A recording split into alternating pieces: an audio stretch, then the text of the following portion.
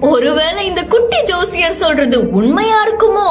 யாழன் மகிழன் அப்படின்ற இன்ஸ்டாகிராம் பேஜ்ல தான் இந்த வீடியோ வெளியாகி இருக்கு.